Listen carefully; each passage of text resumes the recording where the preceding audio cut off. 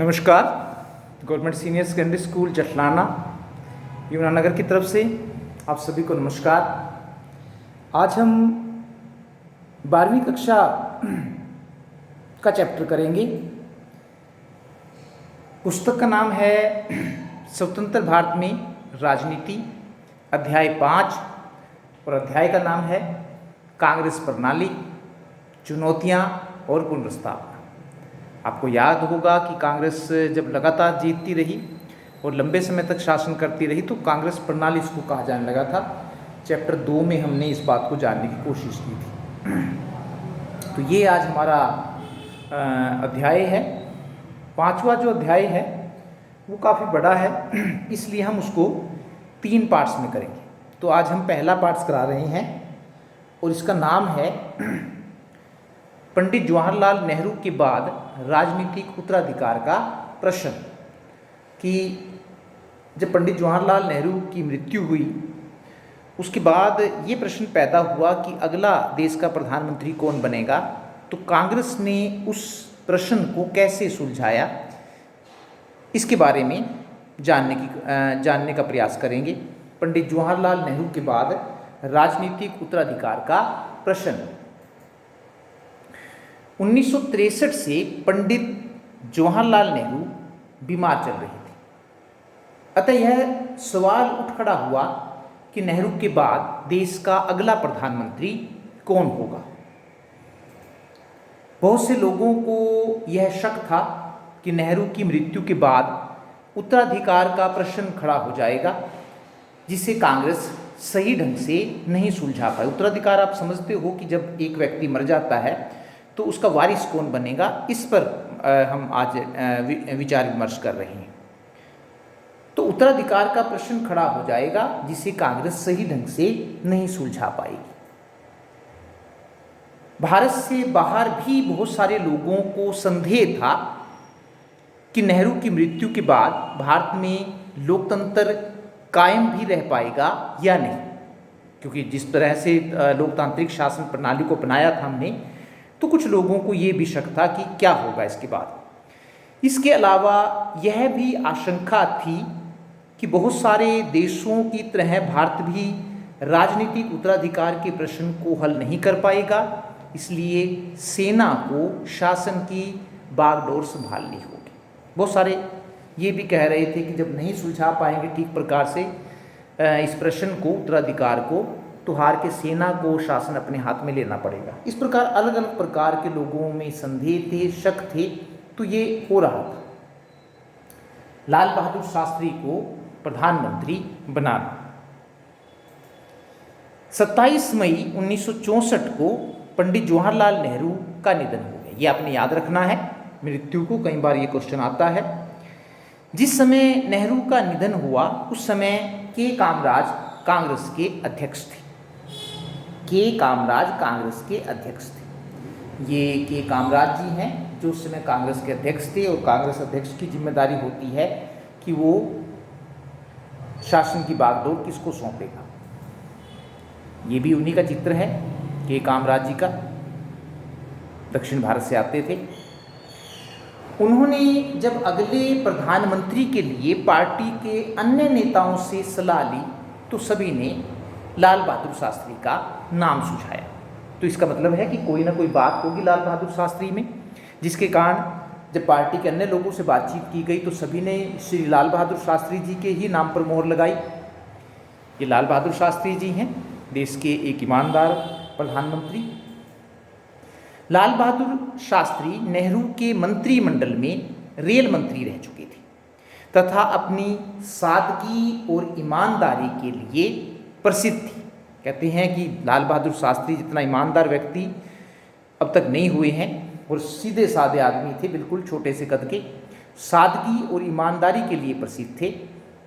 इन्हीं विशेषताओं के कारण लाल बहादुर शास्त्री को देश का अगला प्रधानमंत्री चुन लिया गया। इस प्रकार नेहरू की मृत्यु के बाद कांग्रेस ने बड़ी आसानी से उत्तराधिकार के प्रश्न को सुलझा। तो अलग अलग जो शक पैदा हो रहे थे कि कहीं लोकतंत्र रह पाएगा या नहीं रह पाएगा, कांग्रेस उत्तराधिकार के प्रश्न को सुलझा नहीं पाएगी, और ऐसा होगा फिर सेना को शासन की बागडोर संभालनी होगी। तो ये जो प्रश्न खड़ा हो गया था नेहरू जी की मृत्यु के बाद, और उस प्रश्न को बड़ी आसानी से सुलझा लिया गया और देश की जो बागडोर है वो लाल बहादुर शास्त्री को सौंप दी गई। 9 जून 1964 को, ये याद रखना है आपने, 9 जून 1964 को लाल बहादुर शास्त्री देश के दूसरे प्रधानमंत्री बने। जब शास्त्री जी देश के प्रधानमंत्री बने तो उस समय देश कई समस्याओं से जूझ रहा था। कौन कौन सी प्रॉब्लम थी? नंबर 1, देश के कई भागों में सूखा पड़ने के कारण अनाज की कमी हो गई थी। हमने देखा है जब हम विकास की रणनीति कर रहे थे कि किस तरह से देश जो है अनाज के मामले में आत्मनिर्भर नहीं बन पाया था, और जब बरसात नहीं होती थी, सूखा पड़ जाता था तो फसल नहीं होती थी, फसल बर्बाद हो जाती, तो देश में अनाज की कमी हो जाती थी। तो जब शास्त्री जी देश के प्रधानमंत्री बने तो कई भागों में सूखा पड़ने के कारण अनाज की कमी हो गई थी। नंबर 2, 1964 में बने थे तो 1965 में पाकिस्तान ने जम्मू कश्मीर पर आक्रमण कर दिया। शास्त्री जी ने इस आक्रमण का मुंह तोड़ जवाब दिया और पाकिस्तान को बुरी तरह से हराया। ये भी एक देश के सामने समस्या थी। जय जवान जय किसान का नारा आप सभी जानते हैं, लिखा मिलता है आपको। ये नारा जो है किसने दिया था? Hails the soldier hail the farmer, यानी कि जय जवान जय किसान। फर्स्ट यूज्ड 1965 रामलीला मैदान दिल्ली में है, जो लाल बहादुर शास्त्री ने सबसे पहले इसका प्रयोग किया था। जब शास्त्री जी देश के प्रधानमंत्री बने तो उस समय देश के कई भागों में सूखा पड़ने के कारण अनाज की कमी हो गई थी। इसके अलावा 1965 में पाकिस्तान ने भारत पर आक्रमण कर दिया था, ये हमने देखा है अभी। तो इन दोनों परिस्थितियों से निपटने के लिए शास्त्री जी ने जय जवान जय किसान का नारा दिया। तब आपको समझ में आ गया होगा देश, क्योंकि उस समय 2 लोगों की जय बोलना जरूरी था जो देश को बचा सकते थे। अनाज के मामले में देश को आत्मनिर्भर बनाने के लिए किसानों को कमर कसनी थी अपनी, और 1965 के आक्रमण का मुंह तोड़ जवाब देने के लिए जवानों को आगे आना था। तो तब उन्होंने जय जवान जय किसान का नारा दिया था। प्रधानमंत्री के पद पर शास्त्री जी बड़े कम दिनों तक रहे। ये हमारी विडंबना है इस देश की कि हमारा दुर्भाग्य है, लंबे समय तक शासन नहीं कर पाए, बड़े कम दिनों तक रहे। 10 जनवरी 1966 को ताशकंद, जो अब उज्बेकिस्तान में है, में हृदय गति रुक जाने के कारण शास्त्री जी का निधन हो गया। तो कुल मिलाकर हम कह सकते हैं कि 2 साल बड़े छोटे से समय के लिए देश के प्रधानमंत्री रहे। उसके बाद नेक्स्ट जब शास्त्री जी मृत्यु होगी, दोबारा फिर राजनीतिक उत्तराधिकार का प्रश्न खड़ा हो गया कि शास्त्री जी की मृत्यु के बाद देश का अगला प्रधानमंत्री कौन बनेगा। तो नेक्स्ट वाला है श्रीमती इंदिरा गांधी को प्रधानमंत्री बनाना। ये आप चित्र देख रहे हैं, श्रीमती इंदिरा गांधी जी का है। लाल बहादुर शास्त्री की मृत्यु हो जाने के बाद एक बार फिर कांग्रेस के सामने उत्तराधिकार का प्रश्न खड़ा हो गया कि अब देश का अगला प्रधानमंत्री किसे बनाया जाए। इस बार अनेक कांग्रेसी नेताओं की राय थी कि युवा नेता श्रीमती इंदिरा गांधी को प्रधानमंत्री बनाया जाना चाहिए। जो अब की बार जो नेता थे वो पलट गए थे और वो अब एक युवा नेता को देश के शासन की बागडोर सौंपना चाहते थे। इंदिरा गांधी को प्रधानमंत्री बनाया जाना चाहिए क्योंकि श्रीमती इंदिरा गांधी जवाहरलाल नेहरू की बेटी थी और लाल बहादुर शास्त्री के मंत्रिमंडल में मंत्री भी रह चुकी थी, सूचना और प्रसारण मंत्री वो रह चुके थे। ये भी उन्हीं का चित्र है, श्रीमती इंदिरा गांधी जी का। लेकिन श्रीमती इंदिरा गांधी को सर्वसम्मति से प्रधानमंत्री नहीं बनाया जा सका। क्यों? क्योंकि कांग्रेस के एक और नेता श्री मोरारजी देसाई प्रधानमंत्री पद के लिए अपनी दावेदारी पेश कर रही थी। इस समय ऐसा नहीं था जैसे उस समय जब लाल बहादुर शास्त्री का टाइम आया प्रधानमंत्री, तो सभी ने अपनी मोहर लगाई क्योंकि वो अपनी सादगी और ईमानदारी के लिए प्रसिद्ध थे। लेकिन अब कांग्रेस के एक और नेता मोरारजी देसाई प्रधानमंत्री पद के लिए अपनी दावेदारी पेश कर रहे थे। ये श्री मोरारजी देसाई है। बाद में जब जनता पार्टी की सरकार बनी तो तब ये देश के प्रधानमंत्री बने थे। जब समस्या का कोई समाधान नहीं निकला तो प्रधानमंत्री पद के लिए गुप्त मतदान करवाया गया। जब नहीं दोनों माने, सर्वसम्मति नहीं बनी, तो फिर गुप्त मतदान कराया गया। इस चुनाव में ज़्यादातर सांसदों ने श्रीमती इंदिरा गांधी को वोट दिया और इस प्रकार 24 जनवरी 1966 को श्रीमती इंदिरा गांधी ने प्रधानमंत्री पद की शपथ ली। कब ली? 24 जनवरी 1966 को श्रीमती इंदिरा गांधी ने प्रधानमंत्री पद की शपथ ली। ये आप देख रहे हैं चित्र, अगर आप कार्टून देख रहे हैं, इधर पार्टी ने श्रीमती इंदिरा गांधी को दौड़ की ट्रॉफी भी दे दी और उधर आप देख रहे हैं दौड़ लगाते हुए स्टार्ट भी नहीं की है मोरारजी देसाई जी ने, और इधर इनका इनाम भी घोषित कर दिया। तो ये एक अलग प्रकार की व्यवस्था उस दौरान हुई। अंदर ही अंदर गुप्त मतदान कराया गया। ज़्यादातर लोगों ने श्रीमती इंदिरा गांधी को देश का प्रधानमंत्री स्वीकार कर लिया। तो ये भी एक अलग प्रकार की व्यवस्था थी उस समय कि जब श्रीमती इंदिरा गांधी देश की प्रधानमंत्री बनी तो उस समय देश की आर्थिक स्थिति ठीक नहीं थी। 1966 में जब बनी तो उस समय देश की आर्थिक स्थिति जो थी वो ठीक नहीं थी। क्यों ठीक नहीं थी? नंबर एक, देश के कई भागों में सूखा पड़ने के कारण अनाज की कमी हो गई थी, क्योंकि आप इस बात को पिछले वाले चैप्टर में कर चुके हैं कि पूरी की पूरी जो कृषि थी मानसून पर निर्भर करती थी। मानसून की बरसात हो जाती थी, कृषि हो जाती थी। मानसून समय पर नहीं आता था तो फसलें बर्बाद हो जाती थी। तो इंदिरा गांधी जब प्रधानमंत्री बनी तब भी देश के सामने एक जो मुख्य चुनौती थी वो यही थी कि सूखा पड़ने के कारण अनाज की कमी हो गई थी। औद्योगिक उत्पादन घट गया था। जब कृषि से कोई उत्पादन नहीं होगा तो उसका उद्योगों पर भी बुरा प्रभाव पड़ता है। नंबर 3, 1965 के भारत पाक युद्ध में पैसे को देश के आर्थिक विकास पर न लगाकर युद्ध पर लगाना पड़ा था। यानी कि जिस पैसे देश का आर्थिक विकास करना था, जब देश के सामने युद्ध वाली स्थिति पैदा हो जाती है तो पैसे को वहाँ लगाना पड़ता है। इससे भी देश की जो आर्थिक स्थिति थी खराब हो गई थी। महंगाई लगातार बढ़ती जा रही थी। देश में चीज़ों की कमी हो गई थी। जब चीज़ों की कमी हो गई थी तो मांग कम नहीं होती है, जिसके कारण महंगाई बढ़ती है। इन सब परिस्थितियों के कारण लोगों का गुस्सा बढ़ने लगा और उन्होंने अपने गुस्से को प्रकट करने के लिए हड़ताल, बंद आदि का सहारा लेना शुरू कर दिया। इससे कानून और व्यवस्था की स्थिति बिगड़ने लगी। जब ये हुआ सारा का सारा, जब महंगाई बढ़ती है, लोगों को चीज़ें नहीं मिलती हैं, तो इससे लोगों का गुस्सा सरकार के प्रति बढ़ता है, तो जिससे देश में कानून और व्यवस्था की स्थिति बिगड़ने लगी। विरोधी दलों ने आम आदमी की इस बुरी दशा के लिए सरकार को दोषी ठहराया। जो दूसरे छोटे मोटे विरोधी दल थे तो उनको मौका मिल गया कि भाई आम आदमी की इस बुरी दशा के लिए सरकार दोषी। इस समय तक विरोधी दल देश की राजनीति में काफ़ी सक्रिय हो गए थे। आपने याद रखना है कि पहले जो थे विरोधी दल नहीं होते थे, कांग्रेस को पूर्ण बहुमत प्राप्त होता था, बहुत ज़्यादा सीटें प्राप्त होती थी। जो विरोधी दल थे उनको कहीं 16, कोई 27 सीटें प्राप्त होती थी, यानी कि विरोधी दल की भूमिका में भी नहीं थी। लेकिन 1966 का समय आते आते विरोधी दल देश की राजनीति में काफ़ी सक्रिय हो गए थे और साथ ही बुद्धिमान भी हो गए थे। ये आपने याद रखनी है बात कि क्या साथ ही बुद्धिमान भी हो गए थे।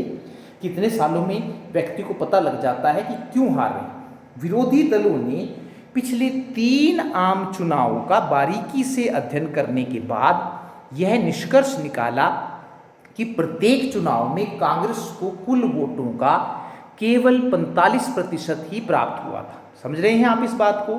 यानी कि 55% लोग जो थे वो कांग्रेस को वोट नहीं देते थे, लेकिन फिर भी कांग्रेस की सरकार बनती थी।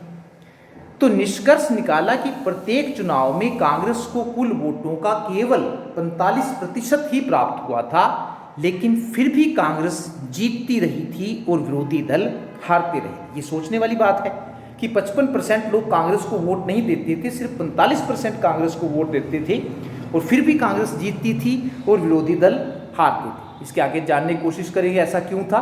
क्यों था ऐसा? विरोधी दलों के हारने का कारण उनके वोटों का बंटना था। हाँ, यानी कि जो सारे के सारे जो कांग्रेस के पक्के वोटर थे वो कांग्रेस को वोट देते थे, लेकिन जो दूसरे दलों के वोट थे वो बटे हुए थे, वो इसलिए वो हार जाते थे। अतः विरोधी दलों ने यह निर्णय लिया कि कि उन्हें एकजुट होकर कांग्रेस का मुकाबला करना चाहिए। विरोधी दलों को एकजुट करने की इस रणनीति को समाजवादी नेता राम मनोहर लोहिया ने गैर कांग्रेसवाद का नाम दिया। उनका नारा था कांग्रेस हटाओ। क्या नाम दिया? गैर कांग्रेसवाद। गैर कांग्रेसवाद समझ रहे हैं कि इसमें सारे जितने विरोधी दल थे जो कांग्रेस के साथ नहीं थे उनको एक करना था। तो याद रखना आपने ये वाक्य कि गैर कांग्रेसवाद का नारा किसने दिया था? समाजवादी नेता राम मनोहर लोहिया। ये लोहिया जी हैं, अगर आप चित्र उनका देख रहे हैं। लोहिया ने गैर कांग्रेसवाद के पक्ष में तर्क देते हुए कहा कि कांग्रेस का शासन अलोकतांत्रिक है और गरीब लोगों के हित के खिलाफ है, जब उन्होंने गैर कांग्रेसवाद का नारा दिया। इसलिए गैर कांग्रेसी दलों को चाहिए कि वे एक साथ आएं ताकि गरीबों के हित में लोकतंत्र को वापस लाया जा सके। ये भी उन्हीं का चित्र है, अगर आप देख रहे हैं, ये स्टैम्प है। गैर कांग्रेसवाद, एंटी कांग्रेस मूवमेंट क्या था? ये भी कई बार आ जाता है। अब दोबारा फिर हम इसको बताने की कोशिश करेंगे। 1967 के चुनाव में, जब 1967 में चुनाव हुए, 1967 के चुनाव में कांग्रेस को सत्ता से हटाने के लिए गैर कांग्रेसी दलों का एकजुट होना ही गैर कांग्रेसवाद कहलाता है। तो ये आपने याद रखना है कि 1967 में जब चुनाव हुए तो जितने भी उनको, क्योंकि विरोधी दलों को ये समझ में आ गया था कि 55% वोट जो हैं वो अलग अलग पड़ते हैं और जबकि 45% वोट एक जगह पड़ते हैं, इसलिए कांग्रेस लगातार जीतती जा रही थी और विरोधी दल लगातार हारते आ रहे थे। तो लोगों को तब तक समझ में आ जाता है कि क्या कारण है हमारे हारने का। तो 1967 के चुनाव में कांग्रेस को सत्ता से हटाने के लिए गैर कांग्रेसी दलों का एकजुट होना ही गैर कांग्रेसवाद कहलाता है। चौथा आम चुनाव 1967। 3 चुनाव कर चुके हैं हम पहले, अब चौथा होगा 1967 में। विरोधी दलों के एकजुट होने के माहौल में फरवरी 1967 में लोकसभा और राज्य विधानसभाओं के चौथे आम चुनाव करवाए गए फरवरी 1967 में। इन चुनाव में पहली बार कांग्रेस ने यह अनुभव किया कि जनता पर उसकी पकड़ ढीली हो रही, क्योंकि विरोधी दल एकजुट हो गए थे। तो पहली बार कांग्रेस को, जब कांग्रेस को कम वोट पड़े इन चुनाव में, वो आगे हम देखें कितने वोट पड़े, कितनी सीटें जीती, लेकिन पहली बार कांग्रेस ने अनुभव किया कि जनता पर उसकी पकड़ जो थी वो ढीली हो रही थी। कांग्रेस को लोकसभा की 520 सीटों में से 283 सीटें मिली। पहले जहां 376, 364 के लगभग सीटें मिलती थी, वो घट के आप सीधा देखो जरा 283 पर आ गई थी। हालांकि 520 में से मिली थी, ये 520 सीटों में से 283 सीटें मिली थी। हालांकि उसे सरकार बनाने के लिए बहुमत मिल गया था, लेकिन उसको मिले कुल वोटों का प्रतिशत घट गया था, यानी कि जितने पहले वोट मिल रहे थे वो भी घट गए थे और साथ में सीटें भी घट गई थी। कांग्रेस को इससे पहले इतने कम वोट और इतनी कम सीटें कभी नहीं मिली थी, ना तो इतने कम वोट मिले थे और ना ही इतनी सीटें मिली थी। कांग्रेस के कई बड़े बड़े नेता चुनाव हार गए थे, जैसे के कामराज जो पार्टी के अध्यक्ष थे। जब पार्टी का अध्यक्ष ही चुनाव हार जाए तो पार्टी के लिए बड़ी शर्मिंदगी की बात होती है। एस के पाटिल, ये महाराष्ट्र से चुनाव लड़ते थे आदि। इन नेताओं के चुनाव हारने से कांग्रेस की छवि को गहरा धक्का लगा था। जब बड़े बड़े नेता चुनाव हार जाएं तो इससे पार्टी की जो इमेज होती है वो खराब होती है। चौथे आम चुनाव में राज्य स्तर पर कांग्रेस की स्थिति, अब राज्य स्तर पर क्योंकि लोकसभा के साथ साथ राज्यसभा के भी चुनाव कराए गए थे, तो राज्य स्तर पर भी कांग्रेस की स्थिति को देख लेते हैं। चौथे आम चुनाव में राज्य स्तर पर भी कांग्रेस को भारी धक्का लगा। कांग्रेस 9 राज्यों में अपनी सरकार नहीं बना सकी थी। 9 राज्यों में अपनी सरकार नहीं बना सकी थी। ये 9 राज्य कौन कौन से थे? पंजाब, हरियाणा, उत्तर प्रदेश, मध्य प्रदेश, बिहार, पश्चिम बंगाल, उड़ीसा, मद्रास, केरल। मद्रास जिसको अब हम तमिलनाडु कहते हैं। मद्रास अब तमिलनाडु में डीएमके, द्रविड़ मुनेत्र कड़गम की सरकार का बनना।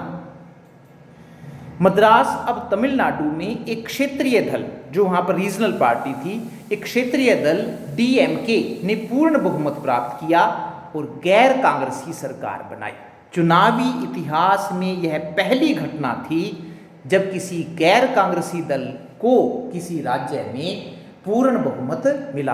हालांकि केरल में मिला था, लेकिन केरल में मिलीजुली सरकार बनाई थी, उसने कई आजाद उम्मीदवार, लेकिन यहाँ पहली बार ऐसा हो रहा था 1967 में कि किसी गैर कांग्रेसी दल को किसी राज्य में पूर्ण बहुमत मिला था।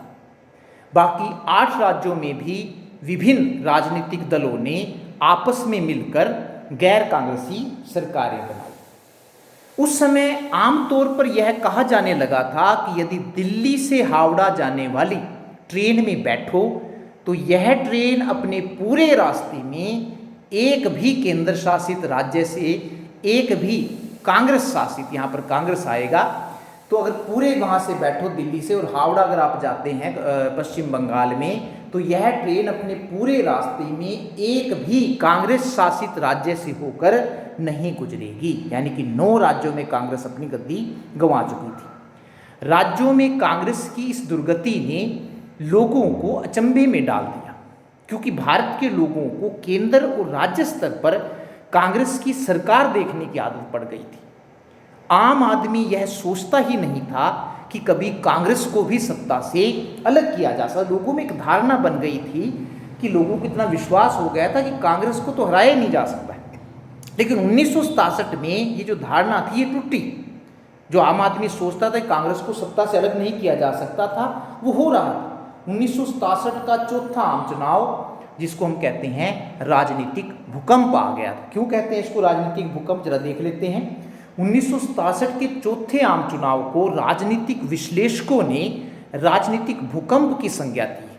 ऐसा इसलिए कहा जाता है क्योंकि कांग्रेस 9 राज्यों में अपनी सरकार नहीं। ये आ जाता है क्वेश्चन कि कौन से आम चुनाव को राजनीतिक भूकंप की संज्ञा दी जाती है, तो आपने याद रखना 1967 क्यों दी जाती है, क्योंकि कांग्रेस 9 राज्यों में अपनी सरकार नहीं बना सकी थी। 1967 के चुनाव से भारतीय राजनीति में दल बदल का आरंभ हुआ। एक नया क्या कहते हैं हम, धारणा आई, एक नया वाक्य आया, और वो था दल बदल। यानी कि अपने दल बदल क्या है, दल बदल का अर्थ किसी विधायक, एमएलए या संसद सदस्य, एमपी द्वारा अपने दल को छोड़कर किसी दूसरे दल में शामिल हो जाना है। अपने दल को छोड़कर किसी दूसरे दल में शामिल हो जाना है। 1967 तक दल बदल को रोकने के लिए कोई कानून नहीं बना था। तब पता ही नहीं था लोग ऐसा भी हो जाएगा। इसलिए 1967 के चुनाव में जब कई राज्यों में किसी भी दल को स्पष्ट बहुमत नहीं मिला, तो राजनीतिक दलों ने दूसरे दलों के विधायकों को अपने में मिलाने के लिए दल बदल करवाना शुरू कर दिया। राज्यों में कांग्रेस को बहुमत नहीं मिला, तो कुछ राज्य ऐसे थे जहां पर किसी भी दल को स्पष्ट बहुमत नहीं मिला था। लेकिन उसमें राजनीतिक दल, जो विरोधी दल थे, वो चाहते थे किसी भी तरह से कांग्रेस को सत्ता से दूर रखना है, तो उन्होंने दूसरे दलों के विधायकों को अपने मिलाने के लिए दल बदल करवाना शुरू कर दिया। इससे भारतीय राजनीति में एक नए वाक्य आया राम गया राम का जन्म हुआ। अब ये क्या था वाक्य, ये भी सुन लीजिए। आया राम गया राम का वाक्य क्या था? आया राम गया राम का वाक्य हरियाणा की देन था। यह वाक्य हरियाणा के तत्कालिक विधायक गयालाल की देन था। विधायक जो थे वो गयालाल थे। 1967 में गयालाल हरियाणा में कांग्रेस के टिकट पर जीते थे। बड़ी दिलचस्प कहानी है, किस्सा है, जरा सुनो इसको जरा ध्यान से। तो जो गयालाल थे वो कांग्रेस के टिकट पर जीते थे। हरियाणा में कांग्रेस सरकार बना सकती थी, लेकिन कांग्रेस के एक नेता राव वीरेंद्र सिंह मुख्यमंत्री बनने के लालच में अपने साथियों के साथ कांग्रेस को छोड़कर विपक्षी दलों द्वारा बनाए गए गठबंधन में शामिल हो गए। कांग्रेस इस हालत में थी कि वो सरकार बना सकती थी, लेकिन वीरेंद्र सिंह की अपनी इच्छा जाग पड़ी। वो चाहते थे कि मुझे मुख्यमंत्री बनाया जाए, जबकि मुख्यमंत्री किसी और को बनाने पर मुहर लग गई थी। तो इसलिए वो मुख्यमंत्री बनने के लालच में राव वीरेंद्र सिंह जी अपने साथियों के साथ कांग्रेस को छोड़कर विपक्षी दलों द्वारा बनाए गए गठबंधन में शामिल हो गए। इस गठबंधन ने राव वीरेंद्र सिंह को मुख्यमंत्री बना दिया। राव वीरेंद्र सिंह, आप देख रहे हैं 23 मार्च 1967 से 2 नवंबर 1967 तक मुख्यमंत्री रहे। चित्र भी है उनका। पहले तो गयालाल कांग्रेस को छोड़कर गठबंधन में शामिल हो गए, लेकिन फिर कांग्रेस में लौट आए। पहले गठबंधन में शामिल हो गए, फिर कांग्रेस में लौट आए, लेकिन 9 घंटे के बाद फिर गठबंधन में शामिल हो गए। इस अवसर पर मुख्यमंत्री राव वीरेंद्र सिंह ने पत्रकारों को बताया कि जो गया राम था अब आया राम है। इसके बाद से दल बदल के लिए आया राम गया राम के वाक्य का प्रयोग होने लगा। धन्यवाद। Thank you.